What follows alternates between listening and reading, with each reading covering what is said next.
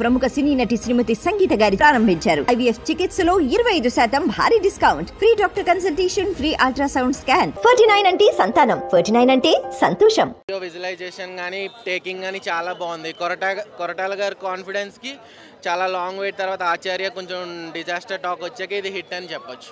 Lag అంటే అందరూ కొంచెం ఫీల్ అవుతున్నారు స్టార్టింగ్ కొంచెం ఫస్ట్ పార్ట్లో ల్యాగ్ ఉందని. బట్ స్టోరీ నరేషన్కి అది ఓకే, యాక్సెప్టబుల్. మరీ అంత ల్యాగ్ ఏం కాదు.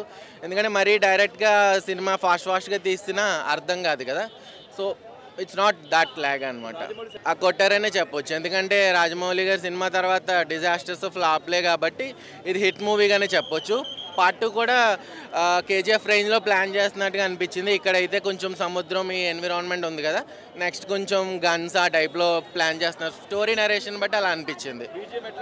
బీజిఎంఏ హైలైట్, మూవీకి బీజిఎంఏ హైలైట్. అనిరుద్ధ్ గారు ఇచ్చి పాడేశారు సాంగ్స్. బ్రో బాగుంది బ్రో. ఫస్ట్ హాఫ్ బాగుంది. First half main interval bang. అక్కడ బేబచ్చమే, ఇంకా ఎన్టీఆర్ ఫ్యాన్స్ మాస్ థియేటర్లో అయితే కుర్చీల్లో నుంచోరు. అంత బాగుంది ఇంటర్వెల్ బ్యాంక్. అంటే ఒక్కొక్కరు ఒక్కొక్క ఒపీనియన్. ఇప్పుడు అందరికీ బిర్యానీ నచ్చాలని ఏం లేదు. So everybody has their own taste. Cinema negative talk చెప్పే వాళ్ళందరూ ఇంకా వాళ్ళ పర్సెప్షన్ అది. సినిమా అయితే బాగుంది. ఎన్టీఆర్ ఫ్యాన్స్కి అయితే హిట్ అని చెప్పొచ్చు. 5కి 4 ఇవ్వచ్చు బ్రో.